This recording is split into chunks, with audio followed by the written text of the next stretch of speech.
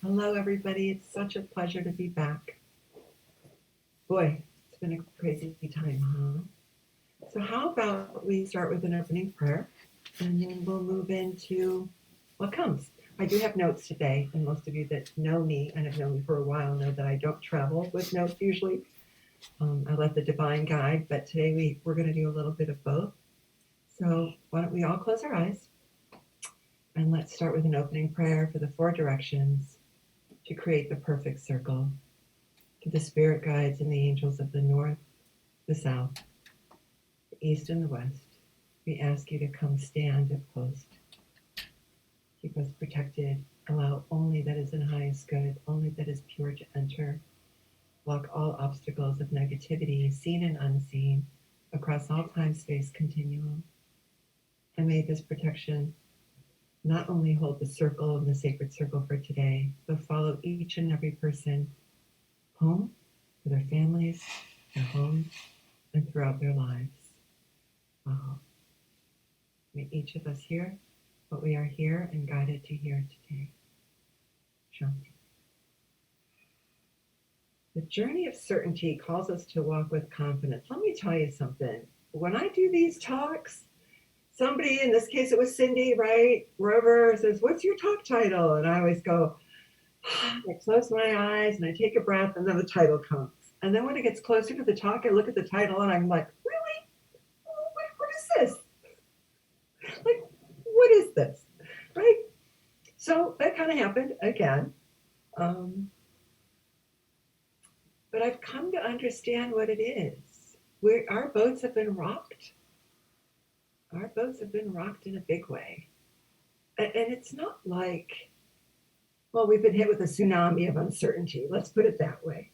So it's not like we don't live our lives in uncertainty, because nothing is certain, right? We have an uncertainty hypothesis in every single school of thought because we can't be certain about anything.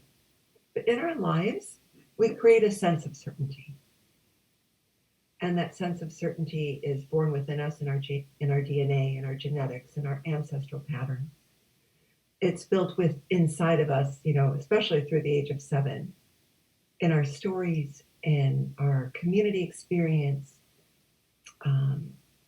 in all of those ways. So through those patterns, whether they're helpful, dysfunctional, whether they feel good or don't feel good, through those patterns, we create a sense of certainty. And then from that, we filter whatever comes through.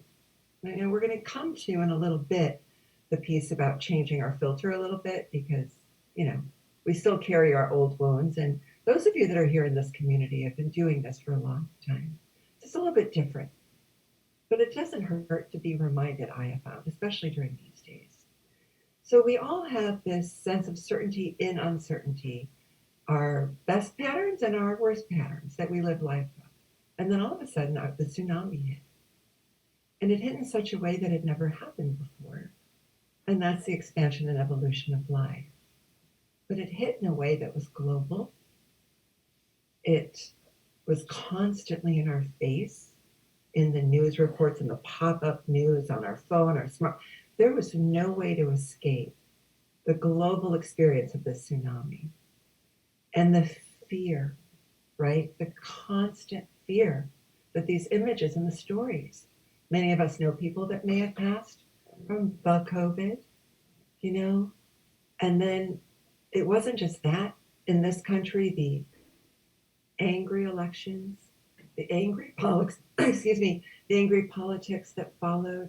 We have been thrown into a culture of those people, whatever side, we've been forced to take sides constantly on issues when we've been working so hard as humanity to walk closer to oneness. And then we got slammed into this space of separateness. So what does that do for us? What is the benefit, and how do we walk it in a new way? Or maybe we're already doing that, but to reacquaint ourselves, to bring it more to consciousness. So today I want to walk through that sacred hoop a little psychologically, bio, neurologically, and spiritually to talk about confidence. because it is this state of confidence that can transcend all uncertainty, can transcend all doubt. So I'm going to read you the definition, like the basic definition of confidence. My glasses on. The state of feeling certain about the truth of something, a feeling of self-assurance arising from appreciation of one's own abilities or qualities. I want to read that one more time. The state of feeling certain about the truth of something, a feeling of self-assurance arising from appreciation of one's own abilities or qualities. Now I'm going to add connection to faith and trust. So when I looked at the talk title, I was curious that the word confidence was used and not trust. And when I asked about that to the divine in my prayers, I got that sometimes using a more secular word can bring us closer to our spiritual self. We use the word trust, faith, and belief so often, we can become desensitized. So we're going to come at it psychologically from confidence. There is so much anxiety. Do I go somewhere? Do I not go somewhere? What does it mean? Am I vaccinated, not vaccinated? What's going on with politics? Who's president at the moment? What's happening? What's happening in the world? The floods, the fires, the wars breaking out everywhere. Me as a person, how do I manage inconfidence and why? So the first thing we need to do is remember it's a state of mind, right? So we know this. But it doesn't matter where we come in and step into something, whether we think about it psychologically, whether we take an action, whether we sit in stillness, we need to understand confidence at a deeper level, to know that what it does is it brings self-assurance. It quiets the anxiety. Because sometimes we can't pray, we can't meditate, because we're worked up. Whether we like it or not, we're permeated with all that's happening in the tsunami of fear. Will it ever end? Will I be okay? Will my loved ones be okay? I don't know about the rest of you, but I miss our lives. As chaotic and crazy as they were, everything we took for granted was stripped away. And that's a unique experience. So to reclaim confidently how to step, where to step, and to separate what's outside of us, to use that to bring ourselves back to that state of oneness, to be in confidence regardless of what we're being bombarded with. So obviously, the very obvious for many of us is energy follows thought. So what thoughts are we thinking? I don't care for myself, and I've read this to be true, and speaking with many people around the world, how far we think we've come, we haven't. Because we're always in practice of that evolution. Because we are wired to be in anxiety. We are wired to be stuck in the patterns of the 98% of our DNA, the 98% of our subconscious that rules our everyday. So taking a moment to remember, change my thoughts. What am I thinking? To remember that energy follows thought. Then what do I do if I realize I'm caught up in the 30 to 50 words a minute that are usually negative? What do? I stop. I say stop. And replace it with a quick prayer, a breath, an intention, or just a memory. Take a moment each day to visualize how we want the day to go. If energy follows thought, it's very easy to wake up and think of all the things we have to get done, right? Or all that's coming at us and all of the worries. If we actually take that moment to set our intention, are we being responsible about how we live in the world? Because the mirror neurons that we all carry activate outside of us and inside. So it's about being self-responsible, because when we set our intention in the morning of how we want our day to go, who we want to be, what breath we want to carry, we're being responsible for those around us that we'll come in contact with. And I find for me that if I remember it's about others and not me, I'll keep my promise a lot easier than I will if I'm trying to just keep a promise for me. I don't know if that's true for all of you. So, with the mirror neurons, with the knowing that in essence we create the world we're in, that's a big one. We're not going to do that talk today. But it's important to remember that when we are responsible, it changes the tone for everybody and everything. Hands, actions, mudras, to use them is really powerful because each action changes our energy. Mm-hmm. Making that eye contact, smiling, whether we feel like it or not. When we do these things, when we stand in the private of our home and just kind of let it flow, take a breath and just move and mudra our body, we have shifted the energy into a higher vibrational flow. Our immune system gets stronger, our brain rewires, and most importantly, we don't get caught up in the tsunami.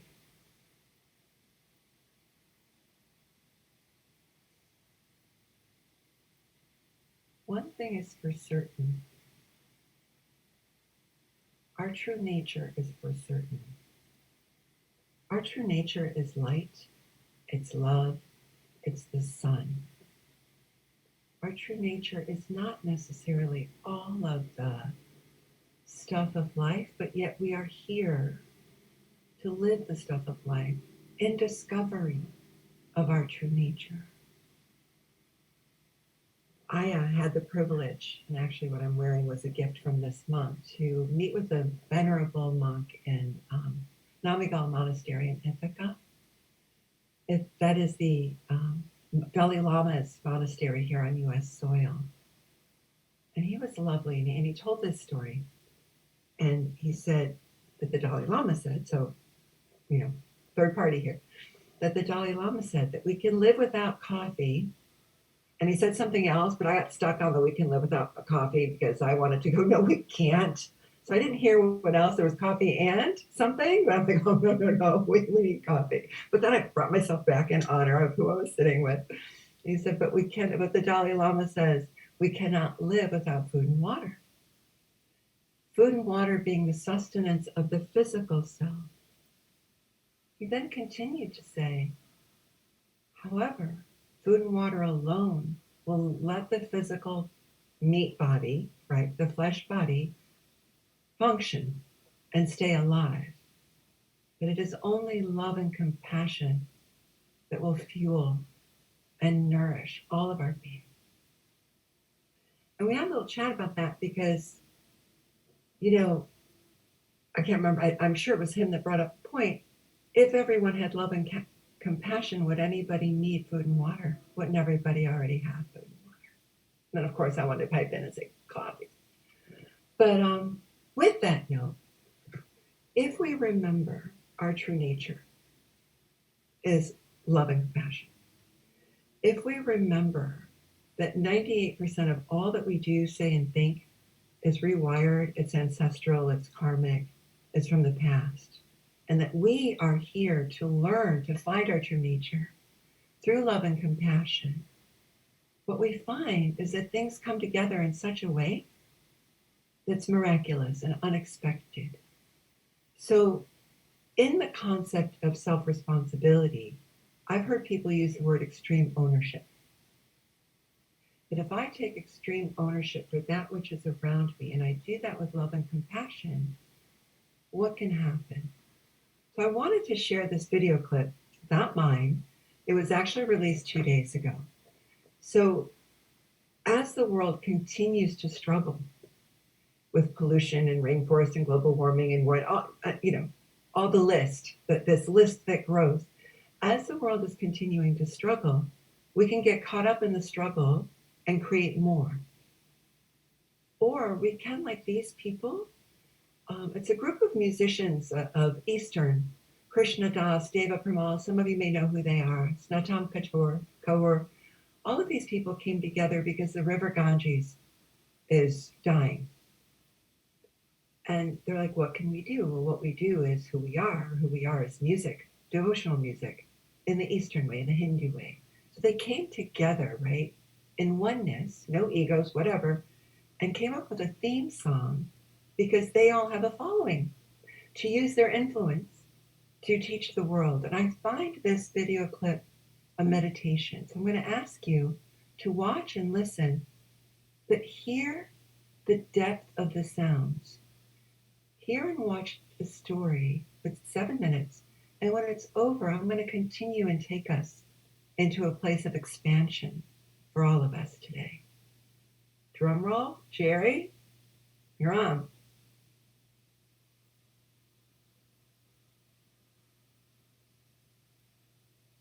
So give us just a minute.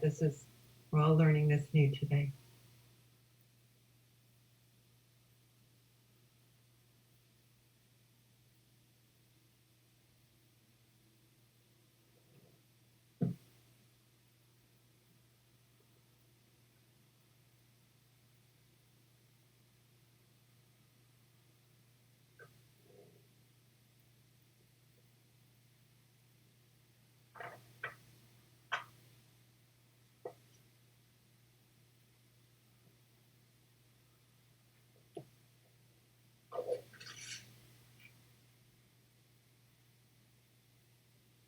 Jerry, you'll need to unmute.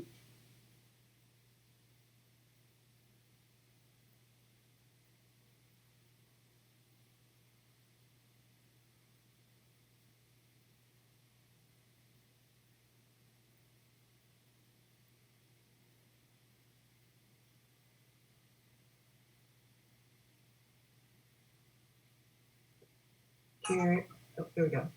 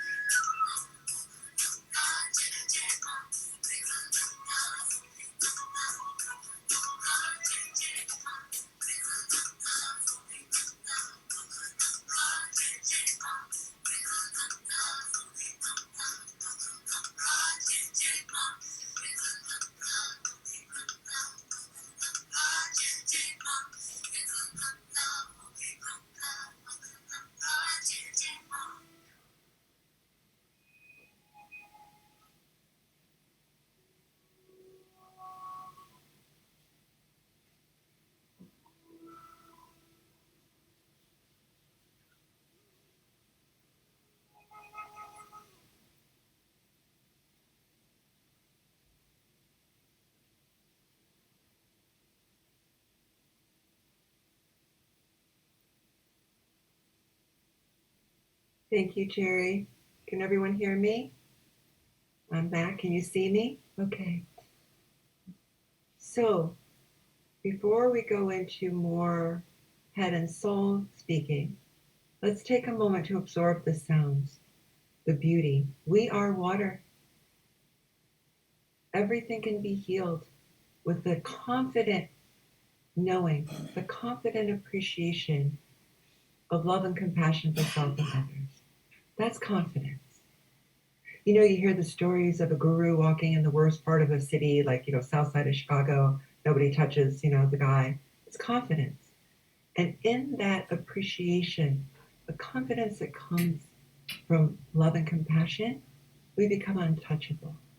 So we saw here the beauty of the sounds. Those are, chanting of the divine names with those sounds. They change us, right?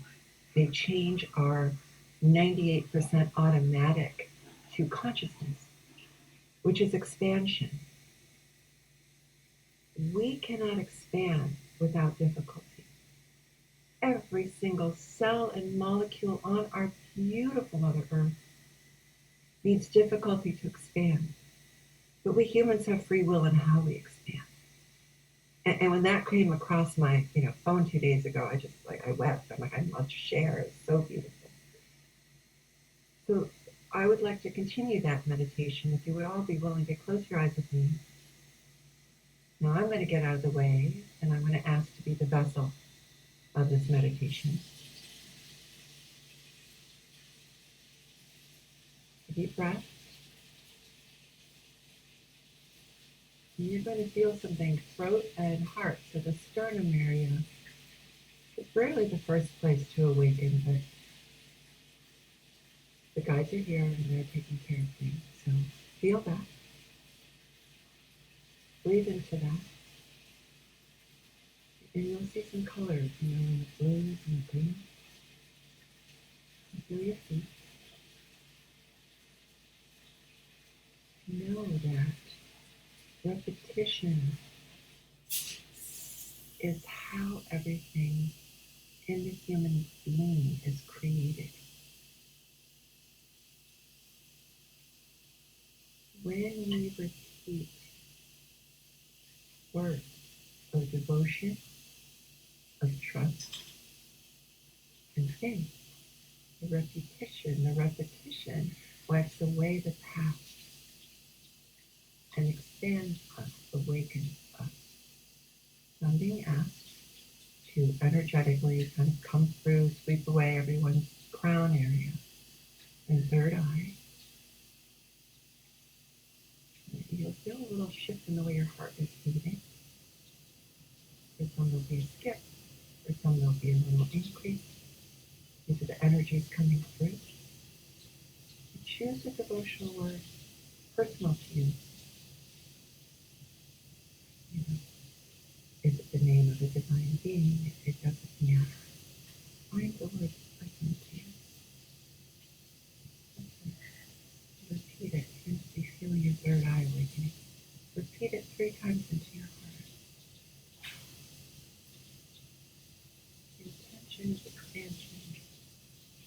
The intention is confidence increasing, eradicating, using more than 2%. 3 more times. Love the word in your heart. Love who and what you are.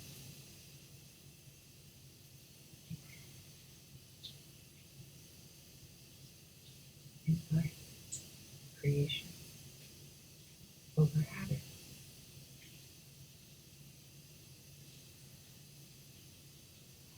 Percent of what we think and do is habit in the past.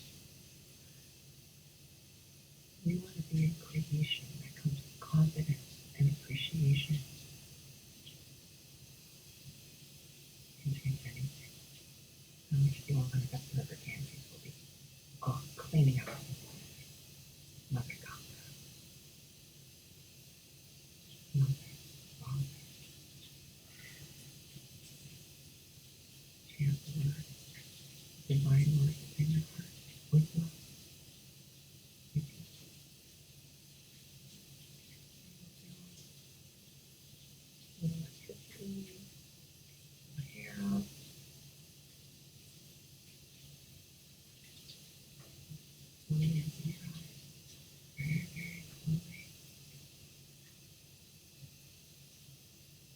you're going to be feeling Earth's rhythm like a drumbeat in your body. Like the sounds that we just observed and experienced. The sound of oneness of Mother Earth. The whale song. When we choose creation over habit, we expand. When we expand, everyone in our surroundings expands. And then it's, the ripple effect all the way out, back in. We can choose creation over habit. We can say, I love you.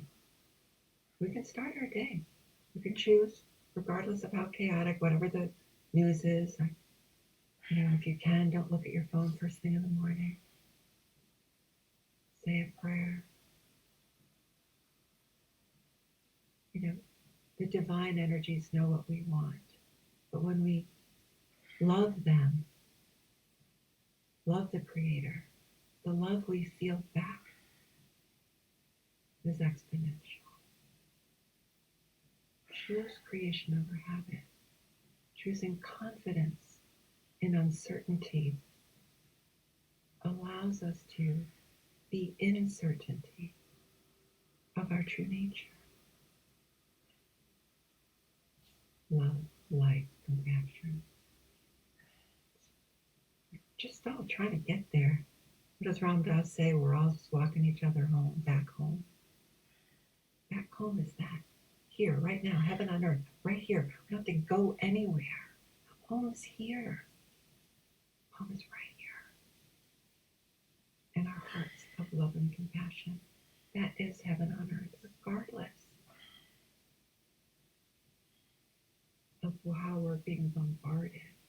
We get to, in this time like no other, we get to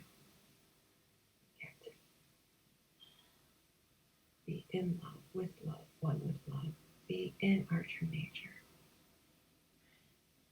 We can't be there all the time. We're not wired for that. But we get to pull back. We get to pull back.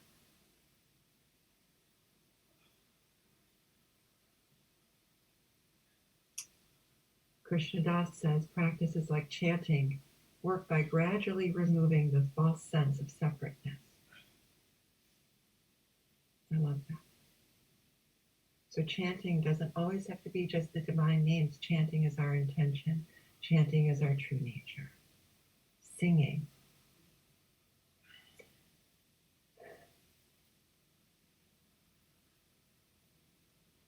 May each and every one of us that are here today be reminded and awakened to heaven on earth, to our true nature, to the confidence that comes from the certainty of knowing who we are, what we are.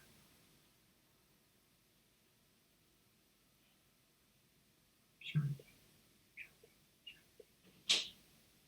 Hari Om Tat. I'm open for questions or dialogue if anybody would like.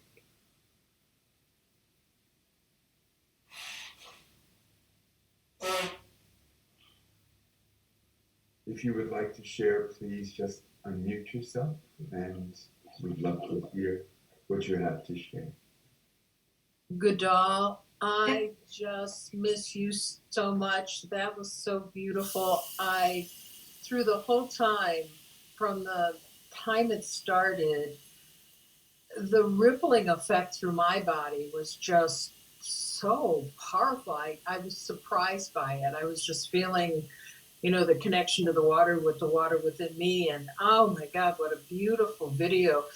Can you share that with us? I just want to bathe in that. It was so wonderful.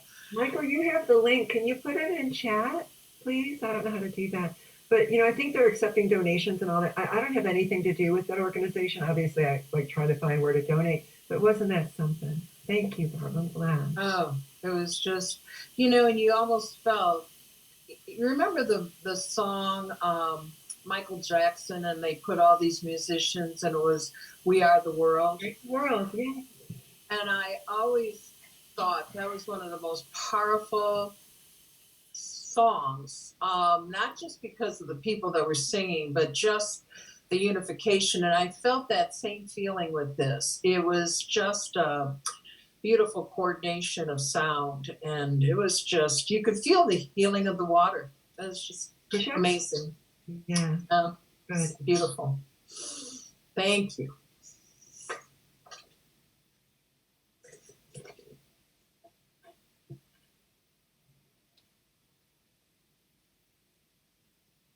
Anybody else? Questions, comments, experience? I'd love to hear more experiences.